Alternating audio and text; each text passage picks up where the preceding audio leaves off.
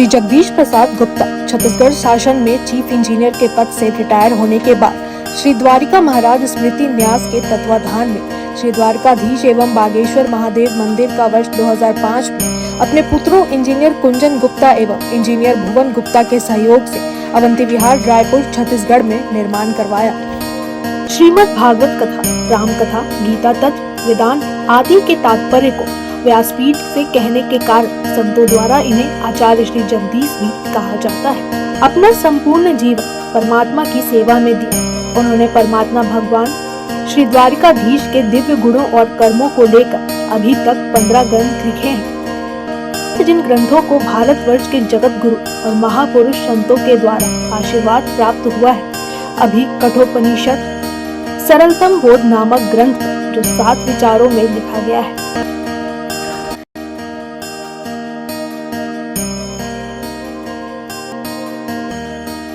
हरि ओम।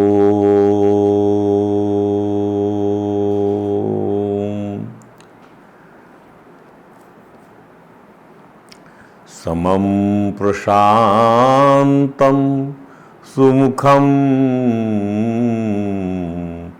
दीर्घचारु चतुर्भुजं समानकर्णविन्यस्त स्फुरन् मकराकृतकुण्डलं हेमाम्बरं घनश्यामं श्रीवत्साङ्घ्रिनिकेतनं शङ्खचक्र गदा पद्म वनमाला विभूषितं नूपुरैर्विलसितपादं कौस्तुभ प्रभयायुतं द्युमत्किरीट कटक कटिसूत्रा अंगद्युदं सर्वांग मनोहरं हृदयं कृपा प्रसादेशनं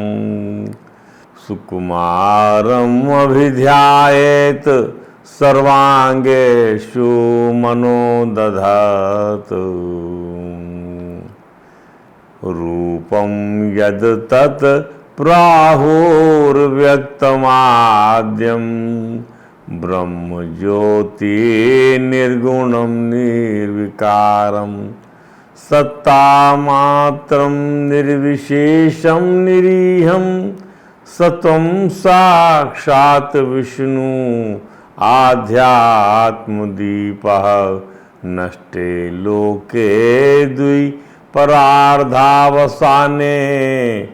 महाभूतेषु आदिभूतं गतेषु व्यक्ति अव्यक्तं कालवेगेन याते भवानेकः शिष्यते शेष संज्ञा उस गई शेष नारायण नारायण नारायण बद्री नारायण नारायण नारायण जगन्नारायण नारायण नारायण राम नारायण नारायण नारायण द्वारका नारायण नारायण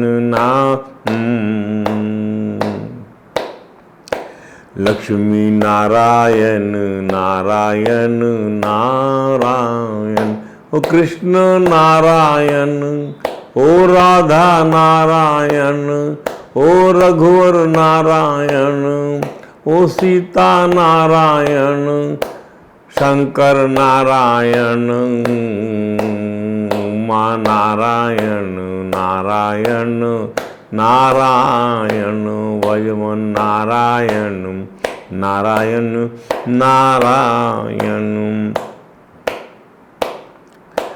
ओ सूर्य नारायण ओ संध्या नारायण ओ चंद्र नारायण ओ रोहिणी नारायण ओ पृथ्वी नारायण ओ विष्णु नारायण नारायण नारायण अक्षो नारायण, ओ ग्रह नारायण, ओ देव नारायण, ओ ऋषि नारायण, गुरु नारायण नारायण नारायण। ओ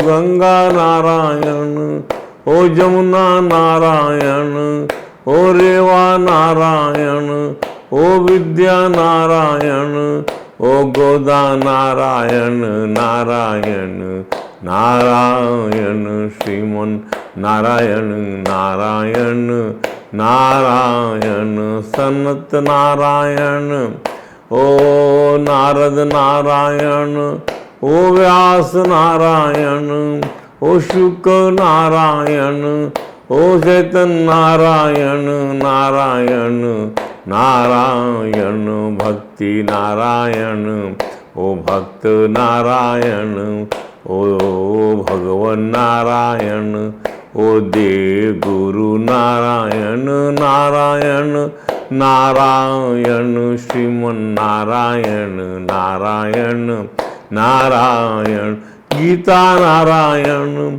ओ वेद नारायण, ओ मानस नारायण, ओ भारत नारायण, ओ भागवत नारायण नारायण नारायण, दिन नारायण, ओ रात नारायण, ओ पक्ष नारायण, ओ मास नारायण, ओ वर्ष नारायण नारायण नारायण, श्रीमन नारायण नारायण नारायण। हरे राम राम राम हरे हरे, हरे कृष्ण कृष्ण कृष्ण हरे हरे। बोलिए परात्पर परम त्रिलोकीनाथ, भक्तवांछा कल्पतरु भक्तवत्सल कृपणवत्सल शरणागत वत्सल भगवान श्री द्वारकाधीश महाराज की जय, भगवान श्री बांकी बिहारी लाल की जय, भगवान श्री रास बिहारी लाल की जय, भगवान राधा दामोदर नाथ की जय, श्री सद्गुरु भगवान की जय, समस्त गुरु भगवान की जय, श्री चैतन्य महाप्रभु जी महाराज की जय, देवर्षि नारद जी महाराज की जय, भगवान श्री व्यास जी महाराज की जय, परम भागवत भगवान श्री सुखदेव जी महाराज की जय। जय श्री राधे, जय जय श्री श्याम।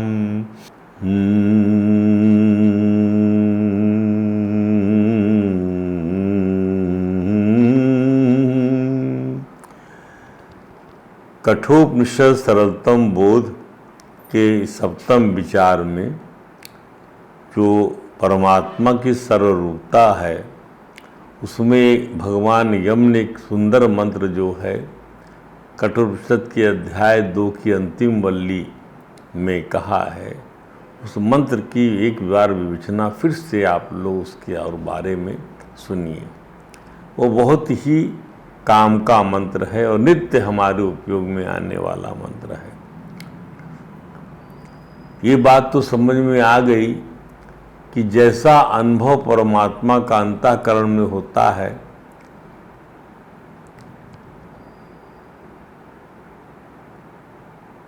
जैसा अनुभव परमात्मा का पितृलोक में होता है, गंधर्वलोक में होता है, ब्रह्मलोक में होता है, सारे अनुभव के स्तर अलग अलग बताए गए हैं। इस बात की विवेचना हमने किया कि पितृलोक में वासनाएं बाकी रहती हैं जीव की, यदि वहाँ पहुँच जाता है उसका लिंग शरीर मरने के बाद, तो उसको वहाँ पर जो आत्म तत्व का अनुभव ऐसे होता है, जैसे ऐसा उसको अनुभव होता है जैसे समझ लीजिए स्वप्न में अनुभव होता है।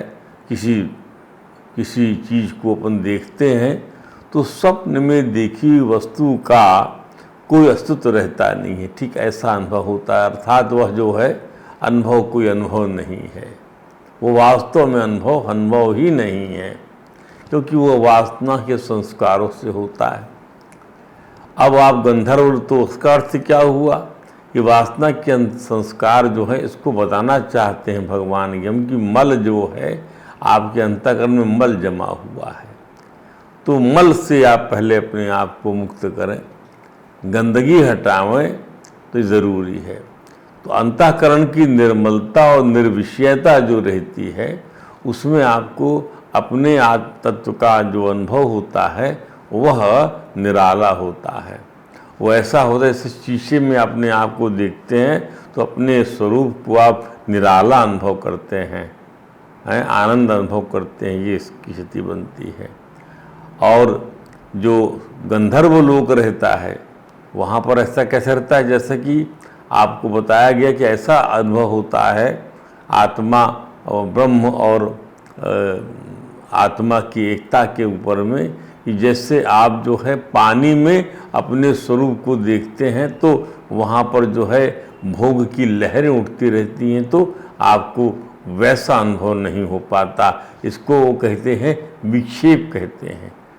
परंतु ब्रह्मलोक का जो अनुभव होता है वह ऐसा रहता है छाया और तपस्वी का, कि जीव अपने आप को छाया समझता है क्योंकि प्रकाश का ही अंश है, ऐसा अनुभव होता है। तो ब्रह्मलोक की प्राप्ति करना, ब्रह्म ज्ञान की दिशा में बढ़ना, ब्रह्म तत्व के साथ में अपनी एकता को मानना, यही विषय जो है यमराज ने प्रतिपादित किया है। और इसी की कड़ी में वो एक दूसरा मंत्र बतलाते हैं जिसके बारे में कुछ विवेचना पहले वाले प्रवचन में हुई है, लेकिन उसकी विशद विवेचना थोड़ा और करने का आज हमारा मन हुआ है, उसका आप आनंद लीजिए।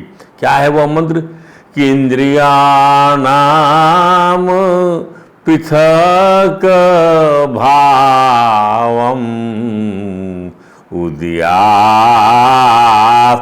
उदयास्तमयौचय पृथक उद्यमानानाम मत्वा धीरो न सोचति। क्या बात कही कि पृथक उद्यमानानाम इंद्रियाणाम, जितनी इंद्रियां हैं, नेत्रेंद्रिय, कर्णेंद्रिय, घ्राणेंद्रिय, रसनेंद्रिय, इन इंद्रियों की जो स्फुरण होता है, इंद्रियों से जो अनुभव होता है, जो ज्ञान कराती हैं इंद्रियां, ये अलग अलग ज्ञान कराती हैं। तो इसका जो ज्ञान, जो इससे जो ज्ञान होता है, वह जो स्फुरना होती है वह थोड़ी देर के लिए ऐसी, थोड़ी देर के लिए ऐसा ज्ञान होता है और थोड़ी देर के लिए ऐसा ज्ञान होता है। माने ज्ञान में कोई स्थैर्य नहीं रहता है, अलग अलग ज्ञान कराती हैं। उसके बारे में विस्तार से हम आएंगे। और वही जो स्फुरना का अंत हो जाता है उदया, तो क्या कहा इसके अंदर में, पृथक उद्यमाना नाम इंद्रियाणाम पृथक भावम उदया अस्तम अयौचत्यत। तो वह इसको जान करके नहीं, इन इंद्रियों के द्वारा बताया जाने वाला जो कुछ भी ज्ञान है वह मैं नहीं हूँ। ये इंद्रिय मन बुद्धि आदि या इनका संघात रूप ये शरीर में नहीं हूँ। आदमी जब समझ लेता है, क्या समझ लेता है, क्या कि शब्द स्पर्शादि विषयों के अनुभव रूप पृथक पृथक कार्य करने के लिए भिन्न भिन्न रूप में उत्पन्न हुई इंद्रियों की जो पृथक पृथक भाव हैं, क्या हुआ, इस शब्द के लिए, शब्द जो है उसके लिए इंद्रियों का जो भाव अलग है, स्पर्श के लिए इंद्रियों का भाव अलग है, तथा जागृत अवस्था में कार्यशील हो जाना अलग भाव है, और सुसुप्ति काल में लय हो जाना रूप जो उनकी परिवर्तनशीलता है, फिर दूसरा भाव आ जाता है। अरे छोड़ो भाई उसको।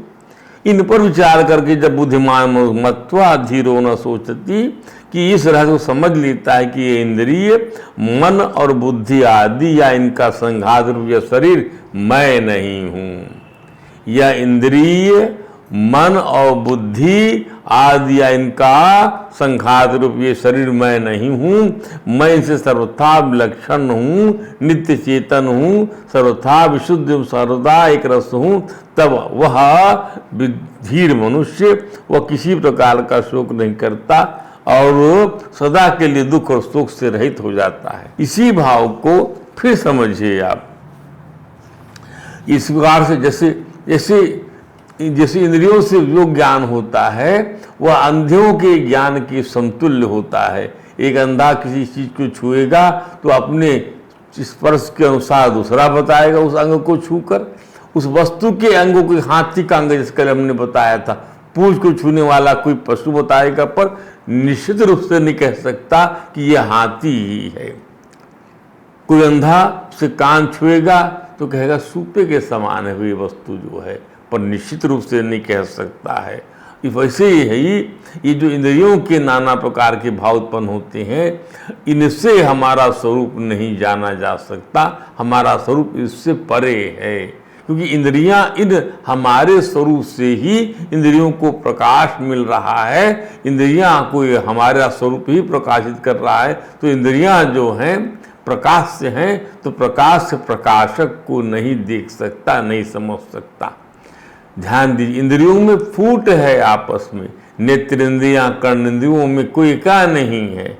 अलग इंद्री जो मैं देख रही हूँ, आँख कहती वो तो क्या तू सुन रही है, वैसा नहीं, तू सुन ही नहीं सकती। जो मैं देख सकती हूँ वैसा तू सुन नहीं सकती, क्योंकि तुझे को देखने की शक्ति प्राप्त नहीं। ये फूट हो गई। नासिका कहेगी जो मैं सूंघ सकती हूँ क्या तू देख सकती है, नहीं देख सकती। तो ये फूट हो गई आपस में। जिह्वा कहेगी जो स्वाद मैं ले सकती हूँ तू क्या आंख ले सकती है, नाक ले सकती है, कान ले सकता है, नहीं ले। अतः इनमें वस्तु का ज्ञान कराने का, अर्थात ये वस्तु का ज्ञान करा दें ऐसा एका नहीं है। ये अपने अपनी विशिष्टता से वस्तु का ज्ञान कराएंगी। नेत्रेंद्रिय जो जैसा देखेगी वैसा बताएगी, कर्णेंद्रिय जैसा सुनेगी वैसा बताएगी, और घ्राणेंद्रिय जैसा सुनेगी वैसा बताएगी। तो इनमें एका नहीं ज्ञान कराने का, एका नहीं इनमें ज्ञान कराने के लिए एक मत नहीं है। ये क्या बात है। तो जिसमें एका नहीं होता, जिसमें यूनिटी नहीं होती, वह पराधीन होता है।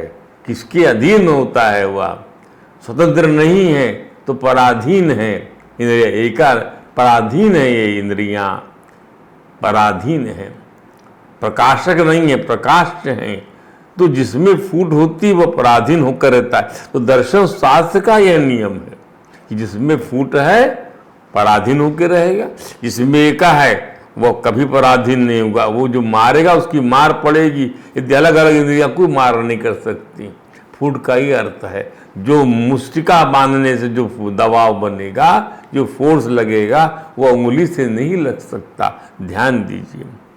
तो इन इंद्रियों से परमात्मा का सच्चा ज्ञान नहीं हो सकता।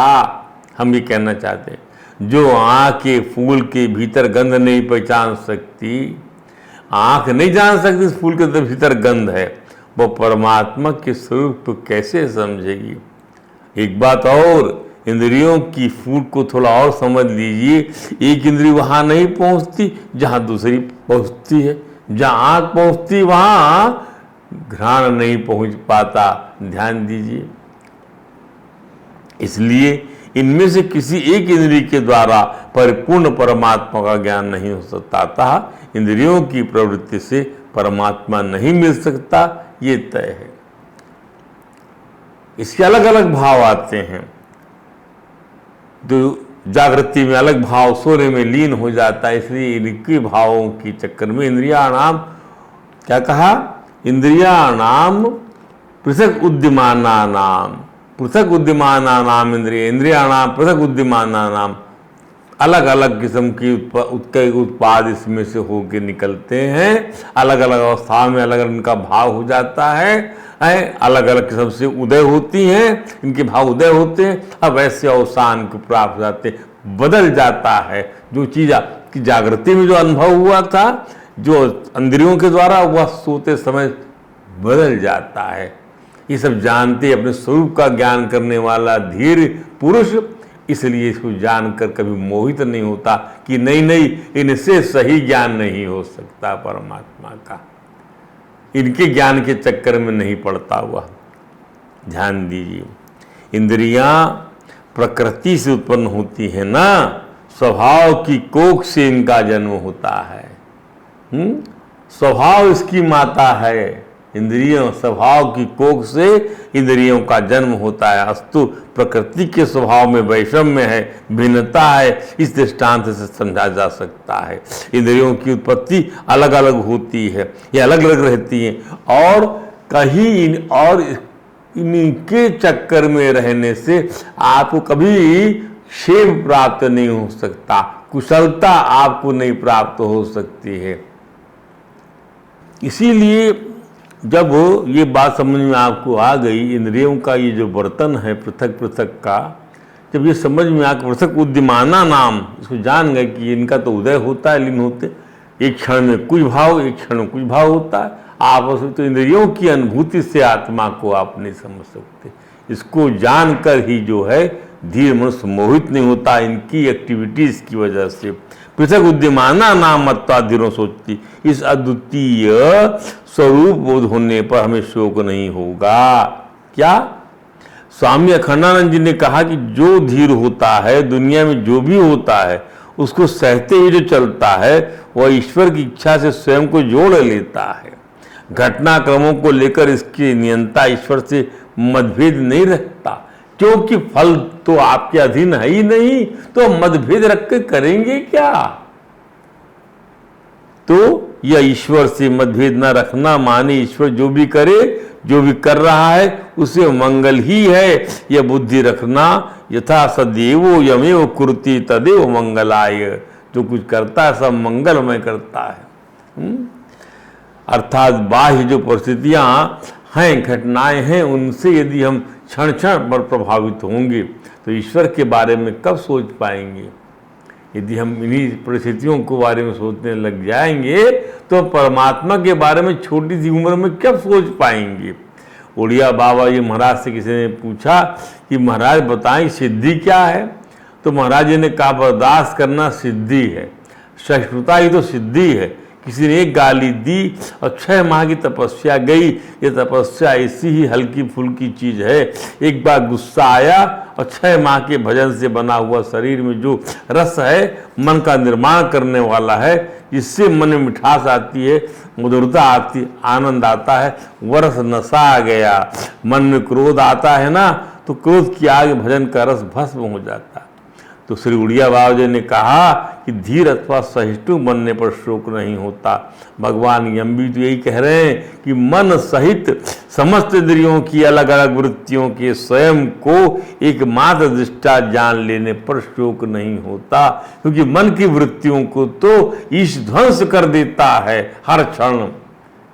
इसलिए ये भाव यदि आ जाए, ये ज्ञान हो जाए, अज्ञान का ध्यास समाप्त हो जाए, तो कोई बात ही नहीं है। आप ईश्वर से जुड़ गए, ईश्वर की इच्छा से जुड़ गए।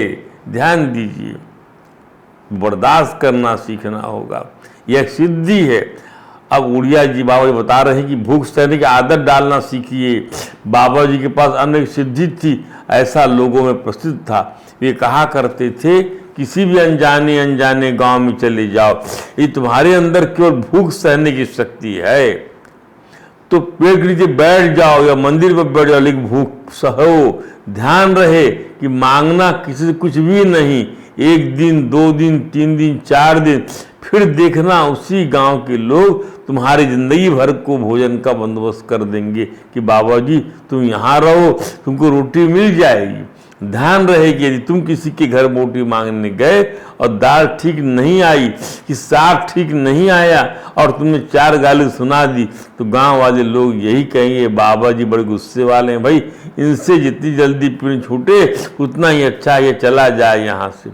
इससे ये सिद्ध होता है कि सहिष्णुता में सिद्धि है, तो तितिक्षा में सिद्धि है, उबलने उफनने में सिद्धि नहीं है। इसी प्रकार किसी को भी वाद विवाद से हराकर उसको अपना चेला बना ले, बहुत कम होता है। अधिकतर हारने वाला आदमी निंदक हो जाता है, हारने वाला आदमी या दुश्मन हो जाता है। जो हार जाता है ना, उसको लगता है इसने हराया है मेरे को, मैं बुराई करना शुरू कर देगा जीतने वाले की। तो संत लोग कहते हैं कि जिससे मैत्री बनाए रखना हो, जिसको अनुकूल रखना चाहते हो, उसको वाद विवाद में ना हराए, उसको वाद विवाद में नहीं हराना है। जैसे पत्नी चाहती कि पति हमारे अनुकूल रहे, तो वाद विवाद में हराए नहीं। पति यदि चाहता है पत्नी हमारे अनुकूल रहे तो बात बात में बेवकूफ न करे, समझे ना। पत्नी को उसकी समझदारी का आदर करे, तो नासमझी की उपेक्षा कर दे उसकी बात। तो दो मन हमेशा एक शरीर के नहीं हो सकते, नहीं हो सकते। दो मन एक शरीर के कभी नहीं होंगे। यदि एक मन दूसरे मन को सहकर चलने को तैयार नहीं है तो संसार के व्यवहार में कभी सफलता नहीं मिल सकती। बेटे का सहना पड़ेगा, पति का सहना पड़ेगा, बाप का सहना पड़ेगा। इसी को बोलते हैं सहिष्णुता, धैर्य। मत्वा धीर होना सोचती, ये भगवान ने हमने कहा। और ऐसा जानने वाला जो है, जिसने ब्रह्म को जाना वह धीर हो गया। धीयम ईर्यति, वह धीर हो गया। धियो यो न प्रचोदयात्, वह बुद्धि का अंतर्यामी हो गया, वह बुद्धि का साक्षी हो गया, बुद्धि का अधिष्ठान हो गया। वह शोक क्यों करेगा? क्योंकि रोने के दो ही कारण है कि ऐसा नहीं हुआ, वर्षा नहीं हुई, इसलिए माली रो रहा है, और वर्षा हो गई इसके लिए कुम्हार रो रहा है कि बर्तन मेरे कैसे मिट्टी के पाट सूखेंगे। व्याकरण की दृष्टि से धत्ते इति धीरा, जो अपने मन की को मुट्ठी में रख सके, धत्ते धर सके, धारण करके रखे, उसका नाम धीर है। यह नहीं कि मन में गाली आ गई तो बोले कि अब गाली देकर ही रहेंगे, ऐसे नहीं। यदि संभव न हो तो बंद कमरे में जाकर गाली की भड़ास निकाल लो, रो लो। अरे जिसको हम मिठास नहीं देंगे, जिसको अपनी मधुरता नहीं देंगे, तो वह हमें अपनी मधुरता कैसे देगा? अनुकूलता दिखाएं तभी तो अनुकूलता मिलेगी। जिसको हम सह लेंगे वह हमें भी सह लेगा। भगवान श्री कृष्ण ने गीता में यही कहा राजा अर्जुन से कि तितिक्षा में अमृत की प्राप्ति होती है। आत्मज्ञान के उपदेश की निरंतरता में तत्व विचार करने के लिए भगवान यम नचिकेता से कहते हैं क्या? इंद्रियेभ्यः परम मनो मनसः सत्वम उत्तमम् सत्वादधि महानात्मा महतो अव्यक्तम उत्तमम् अव्यक्तात् परः पुरुषो व्यापको अलिंग एव च यम ज्ञात्वा मुच्यते जंतु अमृतत्वं च गच्छति।